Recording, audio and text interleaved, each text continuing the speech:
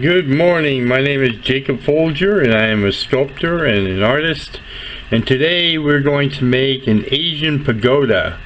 I'm going to show you just how to make one. These are miniature and really a lot of fun. You can just have them stand alone on your table or mantle perhaps, or in your kitchen on the windowsill.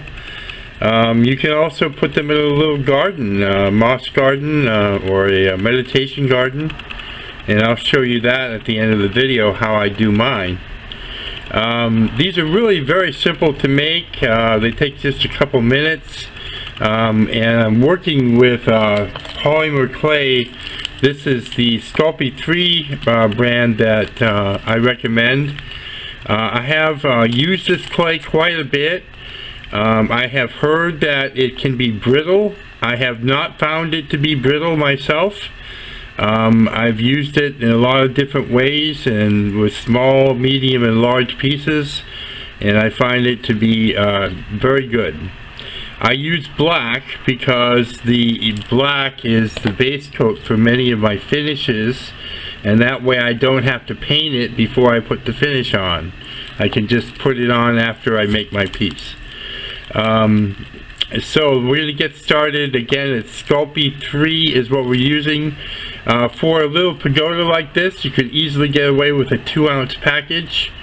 It also comes in 8-ounce packages, and this is a pound. I buy it by the pound because I go through quite a bit of it. Prices vary. I found it to be somewhere between $10 and $15 for a pound.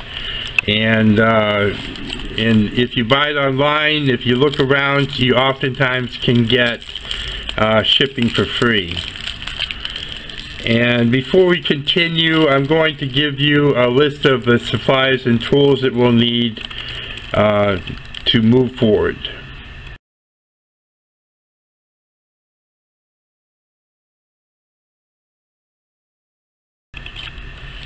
Okay, we're going to get started here, and the first thing that we're going to do is tear off a piece of clay. I have a package already opened here. I want to get a ball of clay maybe about this size here, and I'm going to start with kneading it. That's just basically squeezing it like this. My basic goal here is to get it warm to the touch of my hand, and then when it's soft, nice and soft and pliable, I'll take off a small piece about this big, and I'll just roll it into a ball between the palms of my hands like this.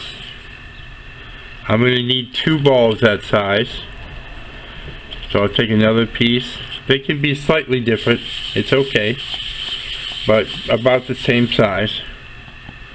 That's a little bit too small for me. Just going to add a little bit more clay.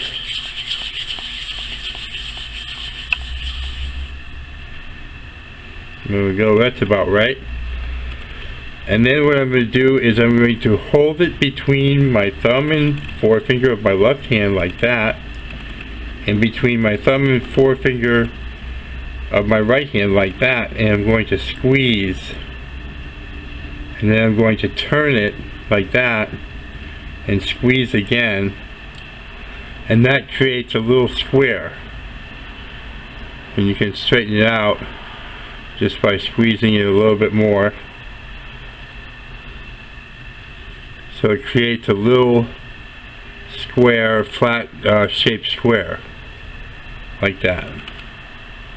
And we're going to do it again. Squeeze and squeeze, and then just squeeze a little extra to get it uniform, so we have 2 pieces like that. This is for the top and bottom of the tiers of the pagoda. Next, we're going to take a piece of ball and roll it into a ball to start off with. The reason why I roll it into a ball to start off with like that is it smooths it out and makes it just a little bit smoother. Now I'm going to squeeze like this and like this, And I'm going to form a little rectangular shape like that. Okay. And it does add to the charm, by the way, to you know, to have it a little misshapen, I have found. So don't worry about that. I'm going to take a wood sculpting tool, and I'm going to score the pieces where they're going to go together. This will make it easier for them to join and become one with each other, and then it'll make it more hardy. Okay? And then slowly I'm going to twist the pieces together like that. Just gently.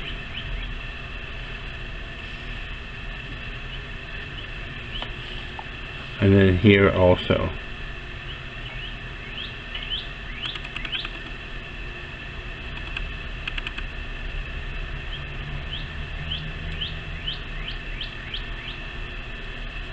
And then we end up with a piece like that. Next, I'm going to take a little ball of clay, and I'm going to roll it between my thumb and forefinger to make a ball. And then I'm going to roll it by applying pressure to the top of it, like that, which will give it a point. And before I join the two pieces together, I'm going to score them with the point of my tool, just like we did before. And then I'm going to join that by twisting it into place.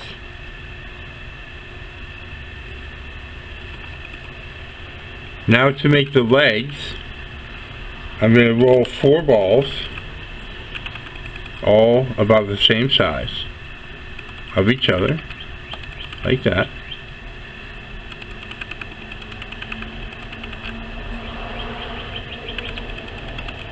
It's really a fun and easy project, and it makes such a beautiful little piece.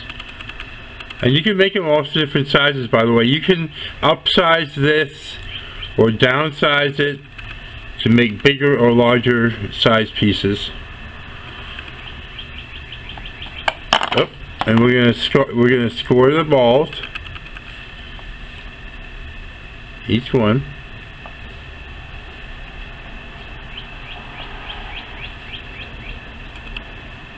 And then on the bottom where they're going to go, which is right here.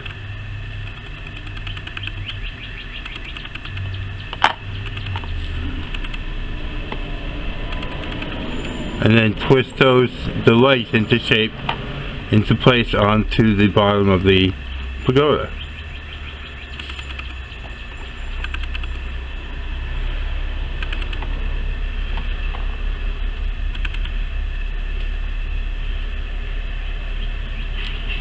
And just stand up here and make sure it stands straight.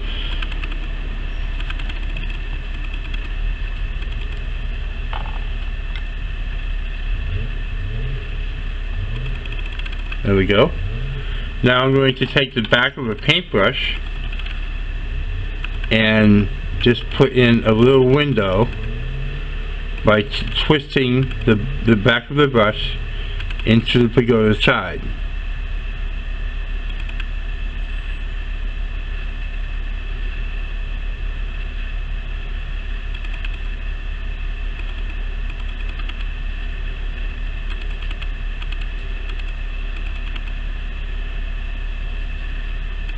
There we go.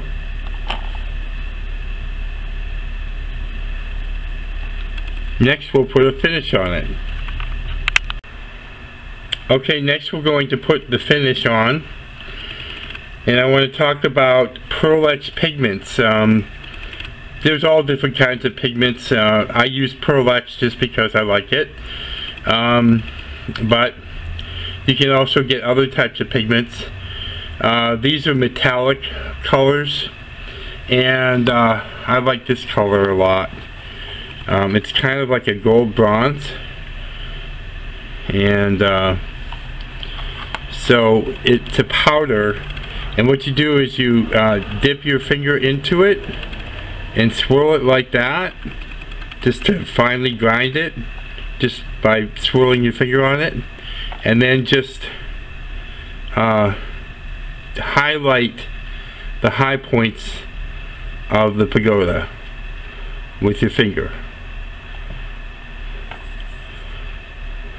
Every time you dip your finger in, you want to swirl it a little bit with your thumb. It's a very pretty, subdued, aged looking finish.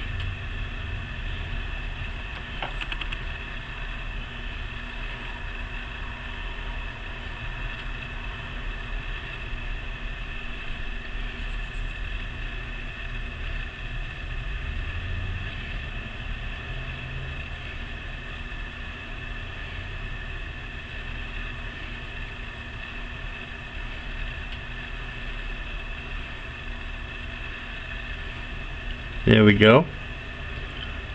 And you can also, once you get that on like that, you can also take a paintbrush and just touch it into, actually that brush is kind of hard, touch it into the bronze and then dab it off, and then just touch it up where you want to touch it up. But my idea for this finish is to just have a very subdued kind of highlighting look, and that's for me, but whatever you like to do is fine too.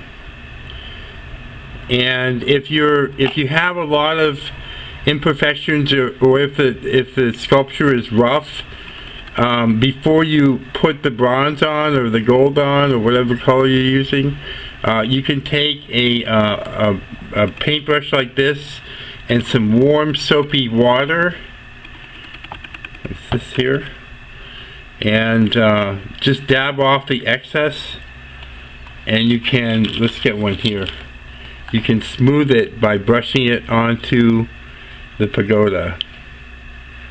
And then when you can just go around and do the whole sculpture and get it nice and smooth. And then when you're done, you can let that dry a little bit, and then you can put your bronze on. And then finally, you'll cook this for 15 minutes for every 1/4 inch of mass. 15 minutes for every 1/4 inch of mass. And so this one would be maybe a half hour at the most. Okay? And then I'm going to show you how I do my garden. This is my little meditation garden, and I actually have in here a Zen cat or a meditating cat that I had made before.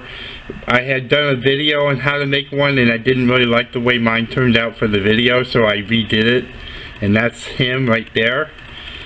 And I have one of my moss trees in polymer clay right here, and I have a couple pagodas there, and I have a couple more here, so I just put them in the garden. And this is moss in here.